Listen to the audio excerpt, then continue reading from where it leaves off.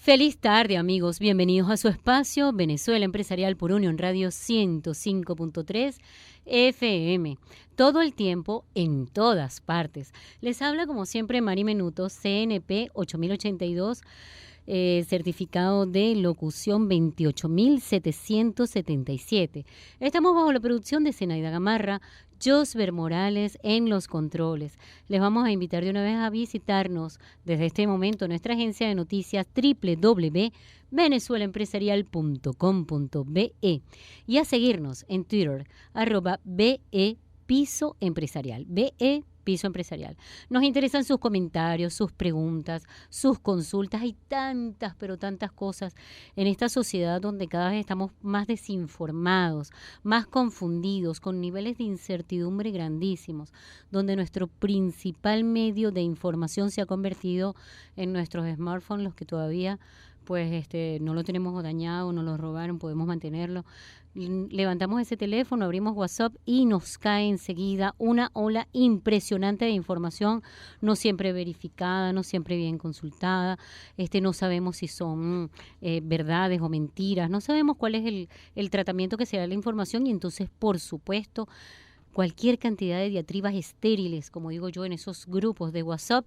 Y entonces necesitamos cada vez estar mejor informados, informarnos de buena fuente.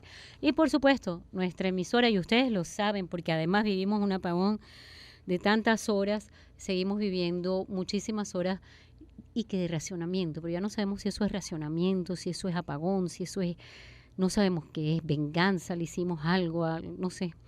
Y tenemos horas y horas y horas, pero los que tienen su radio y pueden tener algún tipo de conexión saben que pueden escuchar a través de Unión Radio información veraz. Así que bueno, en esto también estamos. Queremos también transmitir las historias de esos venezolanos inmortales, porque ya vamos a ir escalando, ¿no? Éramos valientes, los venezolanos éramos valientes. Después, no, es que esos venezolanos como que son heroicos. Bueno, y los que se quedaron, esos son inmortales, porque cómo hemos resistido, persistido, insistido, luchado, bregado en una crisis que de verdad rogamos sea pronto que termine. Y bueno, eso de irnos del país, cuando nos preguntan, ¿se van del país? Y yo, ¿como para dónde? Porque eso es como salirse de una película al final de la película. Esta película está a punto de terminar, entonces, ¿por qué me voy a ir al final de la película? No, señor, yo me quiero disfrutar el final de esta película, yo quiero saber, yo quiero celebrar cuando esto termine, porque nos van a quedar fuerzas también para celebrar el fin de esta pesadilla. Bueno, amigos, vamos a contribuir con la comunidad a ejercer ciudadanía activa. Todos, muchos movimientos sociales los vemos trabajando en una labor social en apoyo a las poblaciones vulnerables, ser parte de ese cambio que necesita nuestro país, recuperar valores tan importantes, ser proactivos en cada situación, porque nosotros los venezolanos vivimos una hora a la vez. Uno planifica la próxima hora y vemos. Porque sí, así es como tenemos que llevar a cabo nuestra vida. El tema de hoy, amigos, por supuesto, tiene que ver con lo que ha sido más noticioso hoy sábado a las 6:00 de la tarde. Ha pasado toda una semana en la cual, por supuesto, hemos vivido cualquier cantidad de cosas, pero quizás lo más importante y lo que más nos ha llamado la atención es este tema de las mesas de cambio, el nuevo esquema que aparentemente flexibiliza el control de cambio, un control de cambio que está vigente en Venezuela desde el año 2003. En cabina tengo el honor, de verdad que lujo, qué privilegio tener en cabina de Unión Radio, de Venezuela Empresarial, a dos personas insignes, dos economistas brillantes. Tengo a Guillermo García, asesor financiero, economista. Él es columnista de El Universal, Guillermo García. Y también tengo a alguien que, por supuesto, es bien conocido por ustedes, además porque tiene un micro muy exitoso en Unión Radio, que era necesario, ya necesitábamos en Unión Radio tener esa opinión calificada en materia financiera, porque, bueno, de verdad que necesitamos informarnos, estar además bien informados constantemente. Él es el economista Carlos Ñáñez, el profesor Carlos Ñáñez. Ustedes saben muy bien pues que su fortaleza en asesoría financiera, él es profesor, economista, profesor de teoría política monetaria de FACES, tiene un currículum increíble de macroeconomía aplicada, sociedad de la información, director académico y asuntos profesorales de la Facultad de Ciencias, miembro del Instituto Friedman for Economic Choice. Así que bueno, imagínense el lujo que tengo con estos dos brillantes economistas en cabina que van a ayudarnos a entender un poco todo esto que ha sucedido. Voy a empezar con el tema luego de mencionar otra cosa que ha sido no solamente noticioso, sino que ha sido, como comentamos aquí los colegas, los comunicadores sociales, consultores en el área de comunicación y periodistas anclas de la emisora. La gran pesadilla de esta semana ha sido, sin duda, la escasez de gasolina en Venezuela. Pero lo más grave es que después de días, de penurias, de horas haciendo colas para surtir gasolina, cuando te toca tu turno, y eso seguramente les está haciendo recordar esas horas terribles que ustedes pasaron en una cola inmensa de gasolina y cuando iban a llegar se fue la luz o se acabó la gasolina. Pero lo más grave es que la noticia dice que la escasez de gasolina en Venezuela se va a agravar en las próximas semanas. Y eso no lo dice alguien que no conozca sobre el tema, lo dice Iván Freites, secretario de la Federación Unitaria de Trabajadores y Trabajadoras del Petróleo de Venezuela, que dice que se ha reportado en diversas regiones de Venezuela esta gran escasez, pero que irá en peor, principalmente por la situación de las refinerías venezolanas. Y por supuesto, la gran molestia de todos los venezolanos es que realmente, de alguna u otra manera, se ha seguido regalando gasolina a Cuba. Entonces, la pregunta es, los cubanos tienen gasolina, pero los venezolanos estamos pariendo por lo que supuestamente es la gasolina más barata del mundo. Y quien diga esa barbaridad, que nuestra gasolina es barata, tendría que saber cuánto cuesta una hora hombre de trabajo y cuánto dejamos de producir en una hora de trabajo, sobre todo los que trabajamos en cualquier rama del área intelectual, por estar en una cola de gasolina. Reportes de medios de comunicación y de usuarios a través de las redes sociales dan cuenta de largas filas de vehículos a la espera de abastecer sus automóviles. Y ahorita estábamos conversando con una colega, Amelis Díaz, y ella dice algo que es muy cierto. Esto que hemos vivido en estos días nos hace entender lo que está viviendo el Estado Zulia desde hace más de un mes, ellos no ha parado su tragedia tanto de la luz como del suministro eléctrico. Bueno, ya adentrándonos en el tema y dándoles ya la bienvenida formal a mis insignes invitados, al profesor Guillermo García y al profesor Carlos Ñáñez. Bienvenidos. Gracias por la invitación. Gracias, Mari. A ver, voy a comenzar con las primeras preguntas. Profesor García, vamos a comenzar con usted. Cuando sabemos que desde 2003 tenemos un sistema de control de cambio, ¿cuántos mecanismos se han llevado a cabo desde el inicio de este control cambiario?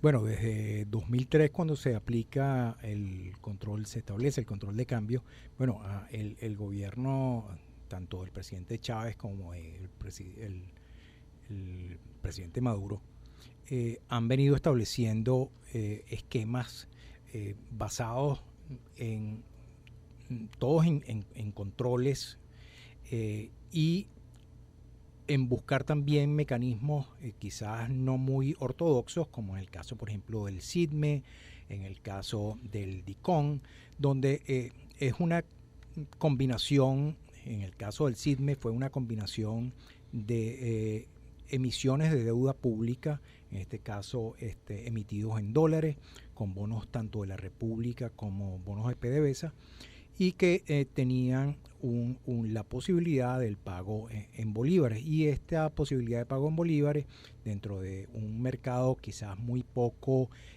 yo diría poco transparente y quizás un mercado gris, porque en aquel momento el volumen más importante lo realizaban las casas de bolsa en su momento, y a nivel, digamos, de arbitraje de los precios, se generaba un precio del valor de, digamos, de la tipo de canje que se aplicaba para establecer, digamos, el precio del mercado. Eso funcionó hasta el año 2010, donde el ministro Giordani, bueno, en una, muy posiblemente una decisión muy desacertada en su momento y que, bueno, después trajo consecuencias tremendas porque después vinieron una cantidad de esquemas que, digamos, con un denominador común, que todos fracasaron y generaron un mercado paralelo mucho más, digamos, creciente y con unos niveles de precio, digamos, de depreciación del bolívar mucho más agudo.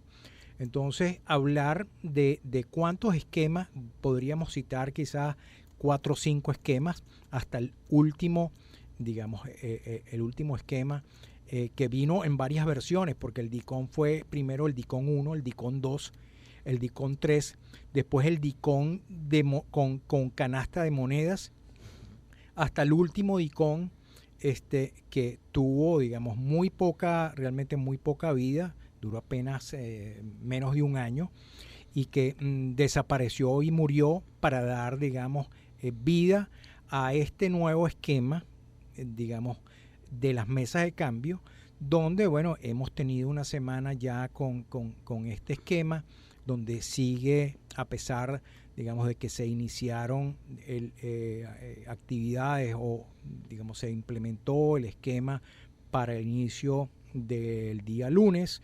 Bueno, hemos visto en lo que en la semana muy pocas operaciones.